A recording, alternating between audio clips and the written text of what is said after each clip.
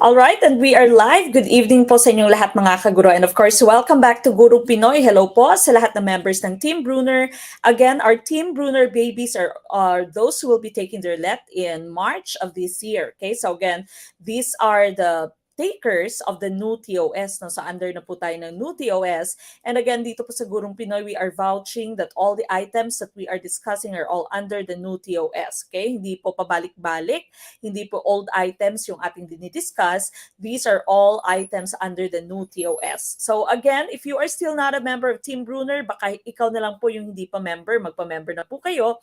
That's Gen Ed and Prof Ed. Of course, we also have our majorship offers for math. There's English, there's Filipino, General Science, there's MAPE, Social Science, and of course, we also have TLE. So for you to join Team Bruner or maybe our majorship offerings, just send a message through our Facebook page. No? Yung ating pong Facebook page ay Gurong Pinoy. Make sure that it is the legit Facebook page that you are transacting with, no? Dahil meron po tayong mga imitators, so meron pong mga scammers who are using our logo. So make sure po, again, that you are transacting with the legit page of Gurong Pinoy, no? The one with over 300,000 followers. Okay, so again, that's Team Bruner. Section C, we will be opening very soon. Section C is going to be for final coaching as well as classified files. But if you can become a member of Team Bruner right now, mas maigi po para po mas mahaba yung ating paghahanda para sa inyong let. And of course, that's until the day that you take the let, na kasama na po yung pre-board, your final coaching, and of course, your classified files. Now, tonight's discussion is centered on general education. Please do like, love, share our video, start a watch party, and tag your friends. But before that, let's all start with our opening prayer. So samahan niyo po ako mga kaguro.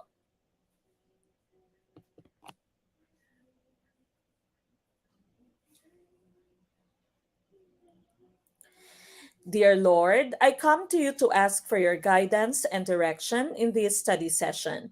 I ask that the Holy Spirit fill me with strength, creativity, and understanding to get through my studies without difficulty or sin. Help me hold my focus and attention. Help me to retain all that I learned. Please make my mind sharp and keep distractions at bay. If any part of my studying is weak or lacking in some way, let it be revealed so that I may correct it.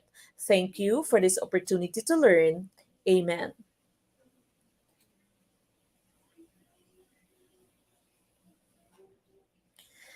All right, once again, tonight's discussion is general education, all 30 items under the new TOS. Paki-like na po and paki-share na po ng ating video. Sharing is very important so that we can reach out to more people. Again, please do like, love, share our video, start a watch party, and tag your friends.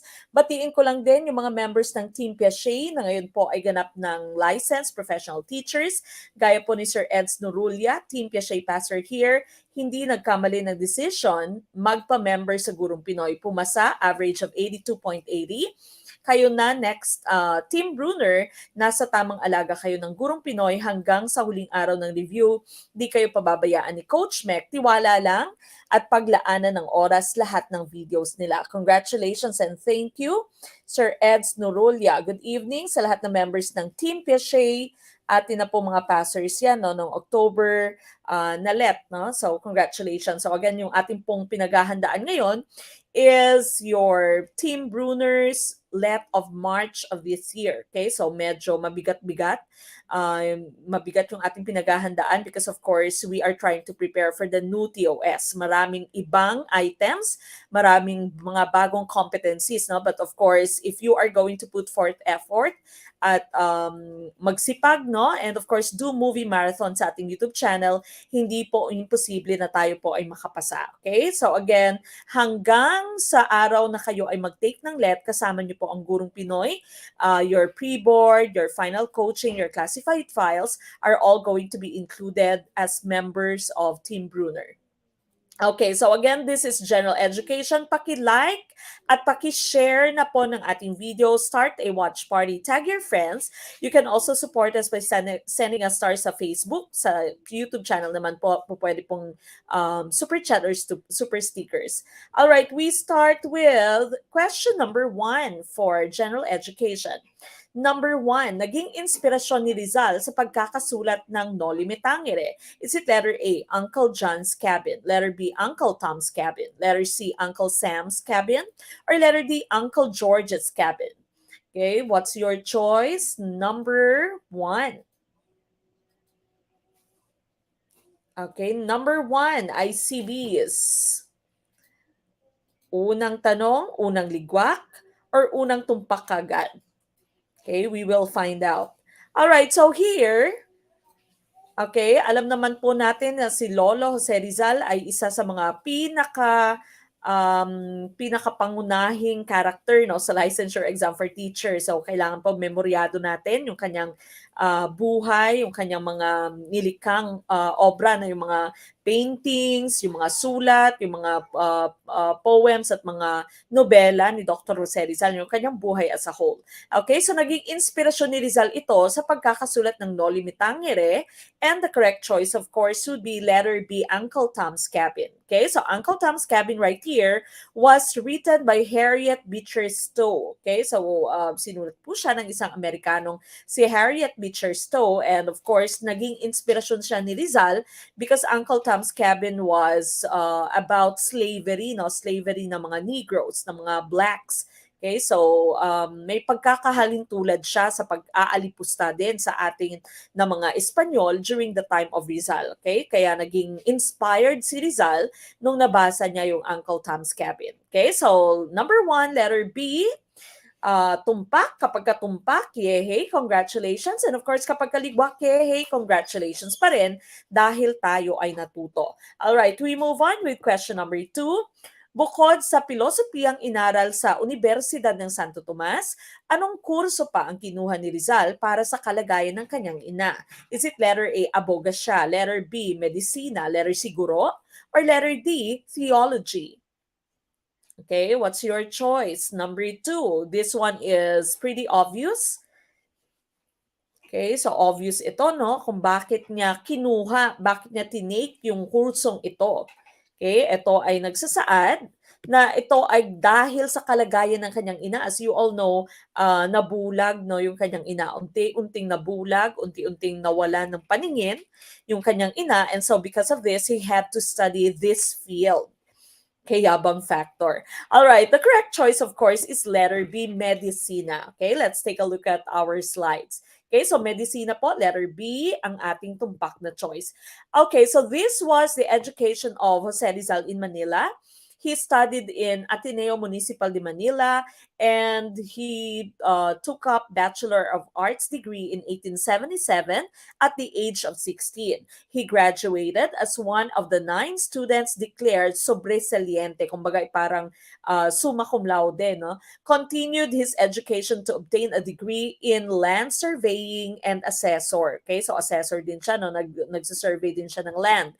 Now, he went on to study at the University of Santo Tomas. He studied philosophy and letters during his first year, and he shifted to medicine, specializing in ophthalmology when he found out that his mother was going blind. No? So ito po yung ating hinahanap kanina. Para magamot yung kanyang ina, siya po ay nag-specialize in ophthalmology sa mata, no? Sa panggagamot ng mata. Rizal was unhappy at the Dominican Institution of Higher Learning that was at the UST because of the following reasons. Lumalabas po ito sa licensure exam for teachers. Alin dito yung rason kung bakit unhappy si Rizal. Okay, so it was because the Dominican professors were hostile to him, no, hindi sila friendly towards him. The Filipino students were racially discriminated against by the Spaniards, and the method of instruction was obsolete and repressive. Kumbaga, napaka-forward, no, napaka-radical ni Jose Rizal para sa UST, no? Hindi nila kaya yung kanyang pagiging independent at kanyang pagiging radical. After finishing the 4th year of his medical course, Rizal decided to study in Spain. He could no longer endure the rampant bigotry, discrimination, and the hostility in the UST. Okay, and then he went on to study in Europe. He traveled alone to Europe, and in May of 1882, he was able to go to Madrid. and he continued his studies in medicine at the Universidad Central de Madrid. He took his degree of licentiate in medicine in 18 or well finished it in 1884, and also his degree of philosophy and letters in 1885. Okay, so again, our choice was letter B, medicina, for item number 2. Okay, basahin ko lamang ito na para ma-inspire yung Team Bruner. This is from Ma'am Gladys Bangalan Bagasol. Hello po, Coach Mek at Gurong Pinoy. Maraming salamat po sa Panginoon dahil naipasa ko na po ang aking LET at finally, LPT na po ako, Coach Mek. Dahil po sa mga lectures nyo at mga videos nyo po, Team Piaget Babies po ako. Sana po i-bless pa po kayo ng Diyos ng good health at wisdom para marami pa po kayong matulungan, Coach. God bless you always and your family at sa buong team. Highly recommended po ang Gurong Pinoy at sa pagpupursige po, gawin nyo mga kaguro at sakripisyo. Next na po kayo, Team Bruner. No, congratulations, Ma'am Gladys Bagasol, LPT. Okay, so again, I hope Team Bruner is going to be inspired, and of course kahit na anong challenges yung ating harapin, kahit mahirap, kahit kulang sa tulog, no, maraming sakripisyo, kayang-kaya po nating maging LPT. All right, we move on with question number 3, your favorite, math. If a man uses 20 gallons of gasoline to travel 350 kilometers in his car, how many gallons will he need for a 750-kilometer trip? Would it be letter A, 42.86, letter B, 52.86, letter C, 62.86, or letter D, 72.86? What is our choice for question number 3? Okay, again, paki-share po ng ating video. Huwag pong kalimutang i-share ang ating video so that we can reach out to more people. And again, if gusto po niyo mapanood yung full-length video, tuloy-tuloy, at of course, walang distractions, hindi na puputol, at po pwede niyo pong balikan lahat ng ating full-length videos at po pwedeng i-download yung ating answer key, no, with the questions and also the discussions. And so that you can join our pre-board final coaching classified files all in one na po yan, magpa-member po kayo sa Team Bruner, no? Hindi po kayo magsisisi, just send a message to our Facebook page. All right, number 3, I see a lot of letter A's. Let's find out. Okay, so this right here is just ratio and proportion, o direct proportion lamang siya. Kapag ka 20 gallons yung kailangan to travel 350 kilometers, ilang gallon naman, no, yung kailangan para mag-travel ng 750 kilometers? Okay, now if you have your ratio and proportion, you know that the products of your, or the product of your extremes, your outward terms, should be equal to the product of your means. Okay, yung inward terms mo, no? So what we do is we simply multiply these two, no, yung inyong extremes, and we divide that by 350 para makuha natin itong x. Okay, so that's 20 times 750 is 15,000 divided by 350. That would be equal to 42.857 or 42.86. Letter A is tumpak for question number 3. Congratulations. Okay, so number 3 is letter A. Kung medyo allergic kayo sa math, po pwede pong balikan yung ating video, no? Kapag ka-member po kayo ng Bruner, there really is no need for you to download the video kasi hindi po siya nawawala sa ating group. Po pwede nyo pong balikan. Okay, so number 3A is tumpak. We go to number 4. Self-absorption in a teenager is called blank. Letter A, self-concept. Letter B, adolescent egocentrism. Letter C, diffusion. Or letter D, imaginary audience. Okay, what is our choice for question number 4? Okay, number 4, I see B's. Okay, again, paki-share po. Pa-share po ng ating video.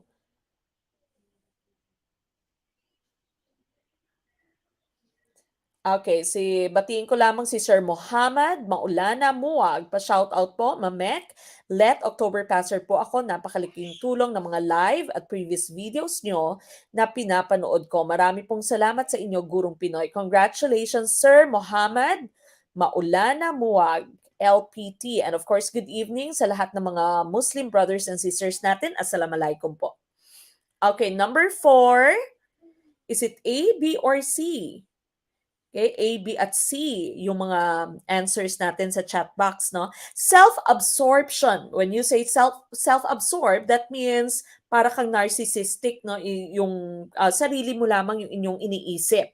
Okay, so is this self-concept? Is this adolescent egocentrism?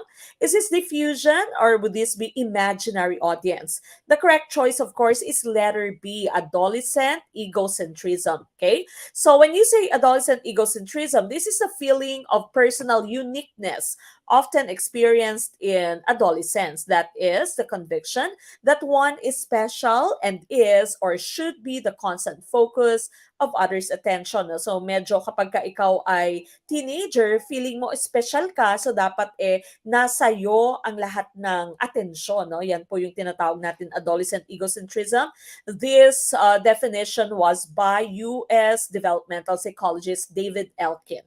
Okay, we've talked about diffusion last time. When you say diffusion, you are not exploring, you are avoiding the exploration of the different roles that you play. No? So you don't decide because you also did not explore the different roles that you can play. Imaginary audience naman, you always think that someone's watching you, no? You think that you are a celebrity and marami kang paparazzi. Okay, so yan yung letter D, imaginary audience, nagfi-feeling ka.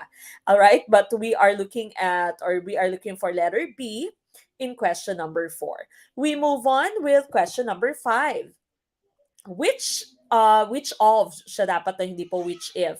Which of the following is a push factor? Letter A, natural disasters. Letter B, better economic opportunities. Letter C, to be with families and friends. Or letter D, to live in a better environment. Okay, again, I see some of you na nakalagay lamang Facebook user, no? Whenever we post our link po for our live stream, you have to click the link for StreamYard at i-allow po siya para po nakikita ko yung inyong names. Okay, 5A. All right, we are looking for a push factor. Okay, the correct choice here is letter A, natural disasters. So tama po yung natural disasters. Let's take a look at the definition of your push factors. So push factors, push, no, tulak. These are described as the reasons that individuals might emigrate, might move, or move out from their homes, including poverty, lack of social mobility, violence, or persecution.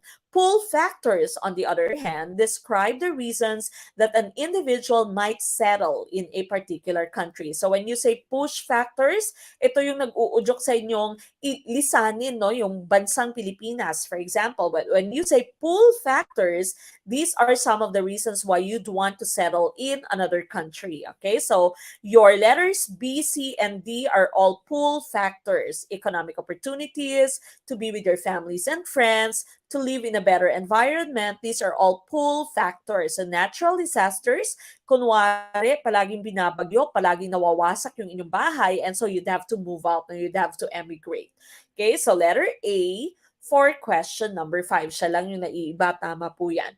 Okay, we go to question number 6. This is an excessive presence of carbon dioxide in the air, trapping heat near the Earth's surface, causing a rise in temperature in the environment. Letter A, El Nino. Letter B, greenhouse effect. Letter C, deforestation. Or letter D, weather disturbance. Okay, what is our choice? Number 6. Excessive presence of carbon dioxide traps heat near the Earth's surface, causing a rise in temperature in the environment. Okay, sa mga nagpapa-shoutout, hindi ko po nababasa dahil mabilis po masyado yung ating comment. Okay, yung ating comment box. Sir Randy Canulo, good evening po. Nakapasa na siya, congratulations. Congratulations, Sir Randy Canulo, LPT. All right, number 6, letter B, And that is correct, no? So, nagtatrap siya ng heat near the Earth's surface, causing a rise in temperature. And this rise in temperature, of course, this is known as global warming, no? So, global warming ng tawag natin dyan. So, this right here is natural greenhouse effect. Naturally, meron naman talagang greenhouse effect sa mundo on the earth because of your greenhouse gases, no? Meron kang solar radiation kasi kailangan naman natin yung init ng araw. Kapag wala pong greenhouse effect, yung natural greenhouse effect, we will not be able to have crops, no? Wala tayong crops kasi walang sunlight, walang init.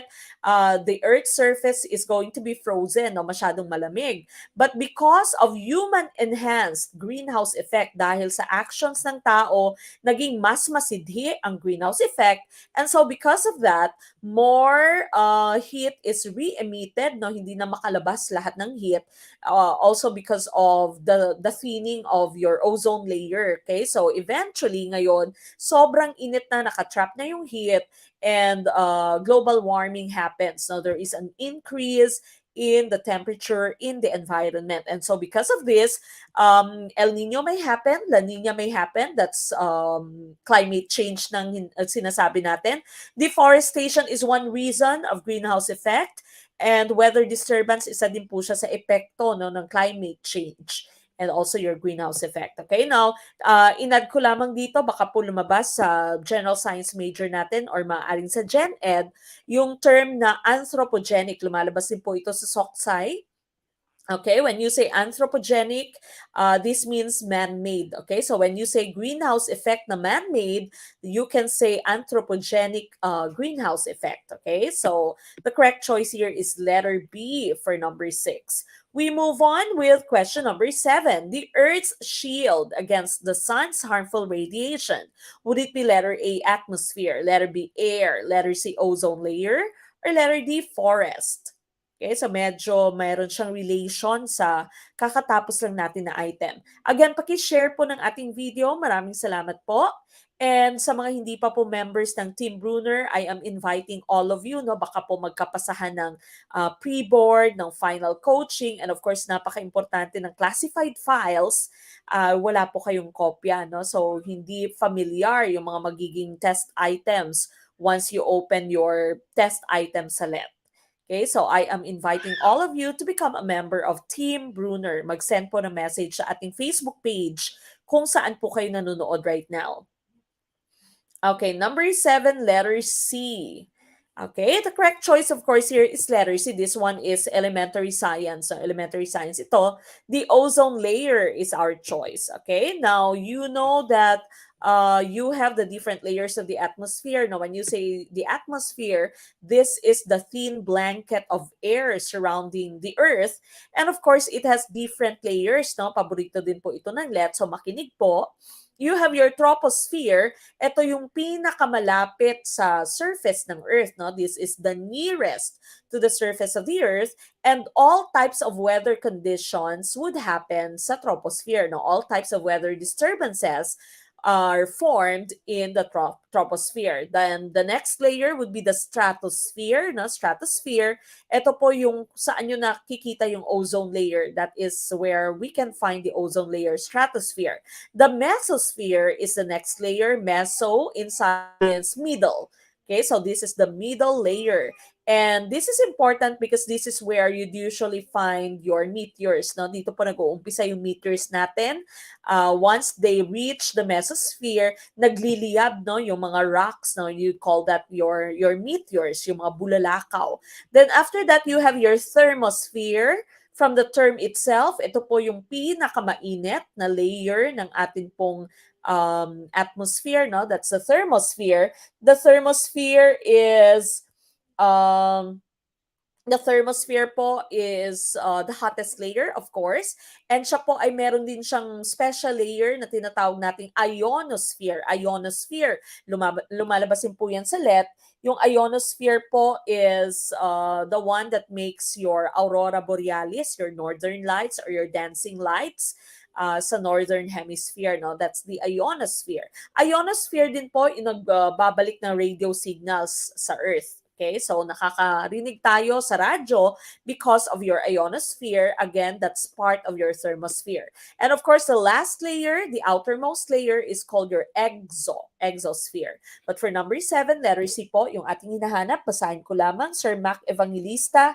Maraming salamat po. Ganap na din po akong LPT. Malaking tulong talaga ang GP online review. Na-miss ko ang discussion at pagpupursige natin, lalo na kay Mamek, last hour review, andyan pa din siya. Pa-shout out sa Team Piaget at sa GC namin kasama top 7 na si Sir Nel de la Serna Imos Padilla. Of course, Sir Nel is one of our top notchers for October 2022. Congratulations, Sir Mac Evangelista, LPT, and of course sa lahat ng ating mga LPTs from October 2022.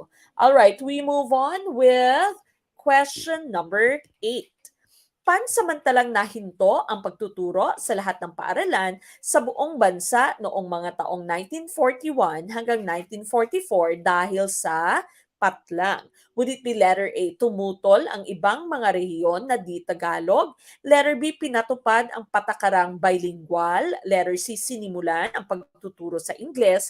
Or letter D, ipinalit ang wikang Nihongo? Okay, what is our choice for question number 8? Sir Sherwin Tikimno. Hello, Coach Mac. Good evening sa lahat ng mga nanonood sa Gurong Pinoy. Nakakamiss po ang napaka-good vibes ninyong boses, Coach Mac. Maraming salamat po. Forever po ako nagpapasalamat kasi LPT na po ako. Maraming salamat po kasi dahil sa inyo naging madali para sa akin ang exam. Former Team Piaget po ako. Highly recommended po ang Gurong Pinoy sa lahat po ng mga mag-e-exam ngayong March. Team Brunner, asahan nyo na habang nasa exam kayo, maririnig ninyo boses ni Coach Mac. Proven po. Pray. Okay, just pray. And of course, you will become licensed professional teachers. Congratulations, Sir Sherwin. LPT na din si Sir. Alright, ano nga ba yung ating tumpak na choice dito? No, unang-una, medyo may kulang yung ating question. No? So these questions are actual let items. And wag po kayo manibago. Do not expect that the let items are going to be perfect. There's so many typo errors, no? Marami pong typo errors, marami pong spelling errors, marami pong items minsan paulit-ulit. Lalo na sa math, no? Ang dami po nating typo errors. Kaya medyo mahirap mag-top yung mga math majors natin, no? So, karamihan may typo errors, may kulang na words, may spelling errors, and of course, meron din mga paulit-ulit na items. Okay? So, dito, medyo kulang yung item, no? So, pansamantalang nahinto ang pagtuturo ng Tagalog or ng wikang pabansa sa lahat ng paaralan sa buong bansa noong mga taong 1941 hanggang 1944 dahil sa, ang tumpak na choice po is letter D. Ipinalit ang wikang Nihongo. Okay? So, this was the time na tayo ay under sa mga Japanese. And so, ipinalit po ang wikang Nihongo. Let's take a look at our discussion. Sumiklab ang ikalawang digmaang pandaigdig at nasarado ang mga paaralan. Pagkatapos ng digmaan, ay binuksan muli ang mga paaralan at ipinagamit ang wikang katutubo bilang wikang panturo at pinakalimutan ang wikang Ingles. Naging maunlad sa panitikan ang Pilipinas at inalis ang kurikulum ng wikang Ingles at sapilitang ipinaturo ang wikang pambansa at wikang Nihongo. Okay, so naging focus po was wikang Nihongo, no? So yung question yata ay hindi tungkol sa Tagalog, no? Mali yata ako doon.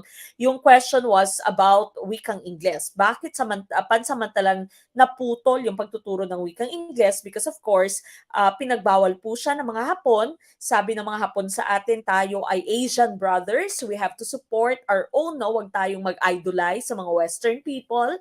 At kailangan nating pag-aralan yung ating wikang pamansa at wikang Nihongo. Kaya po yung panahon ng Hapon, lumalabas din po ito sa let, ay tinuturing na gintong panahon ng ating panitikan dahil nga sa pagkakahinto ng paggamit ng Ingles ay napayabong yung panitikan ng Pilipinas, no, na mas ginamit natin ang ating wikang pamansa. Okay? So, but letter D po, tumpak po yung letter D, ipinalit ang wikang Nihongo.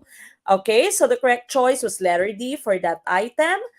Sir Mark Christian Lumibaw, congratulations. First-timer unit earner major in social science, Team Piaget. Congratulations, LPT na po si Sir Mark Lumibaw. Okay, congratulations po, Sir Mark. Hmm. Okay, we move on with question number 9. Okay, ito ang bilang ng unit ng asignaturang Filipino bilang karagdagang unit sa antas tersyaryo simula taong panuruan 1977-1978. Letter A, 3, letter B, 9, letter C, 12, or letter D, 6. What is our choice?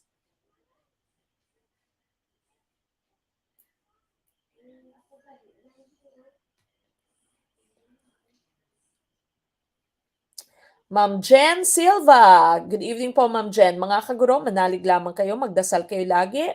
Samahan niyo ng focus sa discussion ni Coach Mek tsak kung makukuha ang pagiging LPT tulad namin, of course. Si Ma'am Jen Silva ay passer natin ng June, no? June yata si Ma'am Jen, prior to October pa nalit.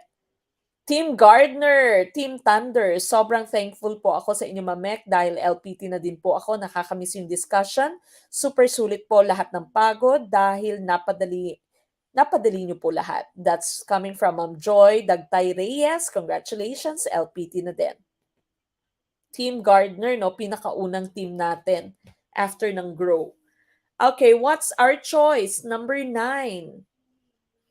May B, may C at D. Ito, sabi dito, no, ito ang bilang ng unit ng asignatura, no, asignatura subjects, Filipino subjects bilang karagdagang unit sa antas tersyaryo simula noong taong panuruan 1977-1978. The correct choice here is letter D6. Okay, letter D6 po. Kung hindi nyo alam, at least ngayon, alam nyo na ito. Okay, so 6 is our choice. Lumabas ang kautosang pang-ministry bilang 22 noong 1978 na nag-uutos ng pagkakaroon ng 6 na unit na Filipino sa lahat ng kurso sa tersyarya at 12 unit sa mga kursong pang-edukasyon. So sa kursong pang-edukasyon po dapat 12, pero sa antas tersyaryo as a whole is 6 lamang. Okay? So times 2 kapag ikaw ay education student. Okay? So number 9, no, letter D, 6 is our choice. We go to question number 10. Her dress is as blue as the sky is an example of blank. Letter A, simile. Letter B, hyperbole. Letter C, metaphor. Or letter D, onomatopoeia. Okay, what is our choice for question number 10? Again, if you'd want to become a member of Team Brunner para po hindi napuputol yung inyong video, mag-send po ng message sa ating Facebook page, Sir Joselito Onrubia. Okay, mag-send lamang po ng message sa ating Facebook page.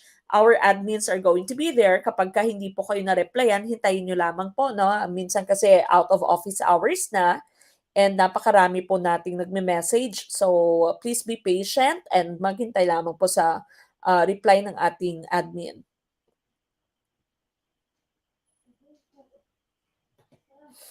Okay, 10A.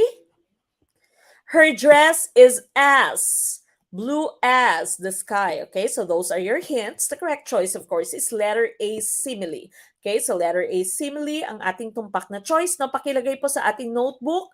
Watch the figures of speech video ng Gurong Pinoy. Meron po tayong figures of speech na video kung saan meron po tayong examples at meron din po tayong Filipino translation. Kasi hindi lamang po ito lumalabas sa English, lumalabas din po ito sa Filipino. Okay, so watch Gurong Pinoy's figures of speech na discussion.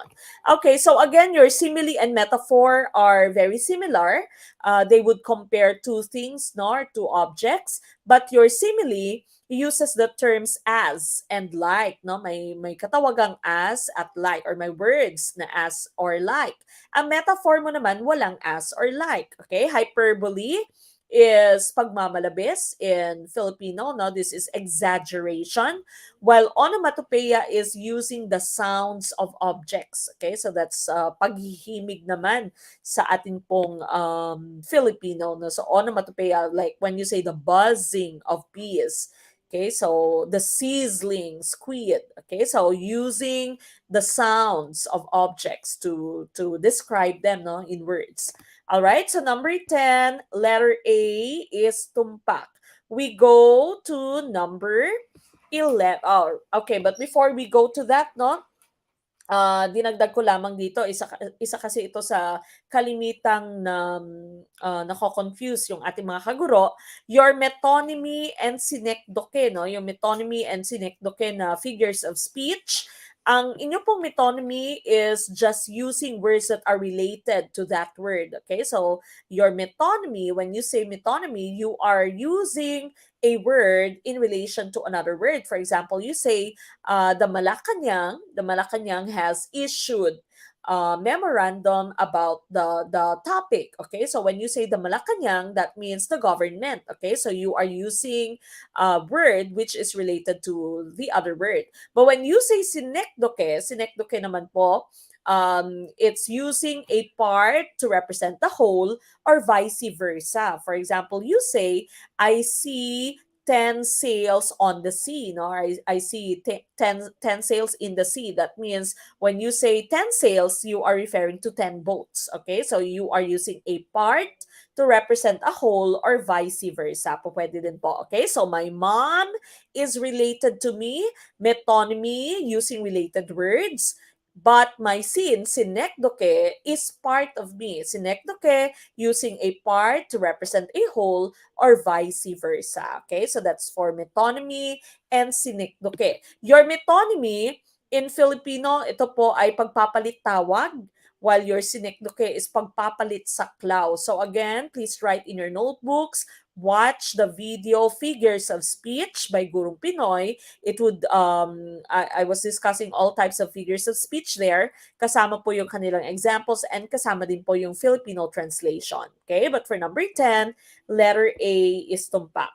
We go to number 11. Ito ang dahilan kung bakit tinawag na ama ng balarilang Tagalog si Lope K. Santos. Letter A, naglimbag at naglathala siya ng balarilang Tagalog. Letter B, hinirang siyang kagawad ng surian ng wikang pambansa. Letter C, nagsagawa siya ng pag-aaral tungkol sa gramatikang Pilipino. Or letter D, sumulat siya ng balarila ng wikang pambansa na batay sa Tagalog. Okay, what's your choice?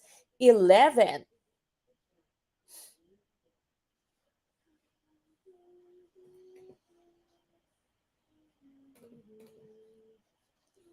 Okay. There is a question about the new memo coming from the PRC, no? At medyo yung iba sa inyo ay nai-stress. Okay, so hintayin ko lamang na matapos yung comments at i-discuss muna natin yung answer to this question bago ko i-explain, no, yung memo na yon.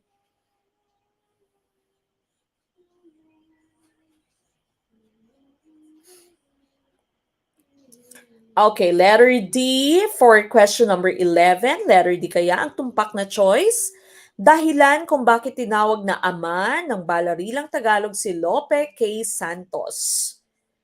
Okay, the correct choice here of course would be letter D. Sumulat siya ng balarila ng wikang pambansa na batay sa Tagalog. Okay, so this right here is our discussion coming from ipofield.gov.ph. Okay, balarila ng wikang pambansa, aklat na isinulat noong 1939 tungkol sa wastong pagsasalita at pagsusulat ng wikang Tagalog na inilathala ng komisyon sa wikang Filipino. And of course, yung may nagsulat nito, yung may akda, ay si Lope K. Santos. Okay, so the correct choice is letter D. Sumulat siya ng balarila ng wikang pambansa na batay sa Tagalog. Okay, now going back to the question, no?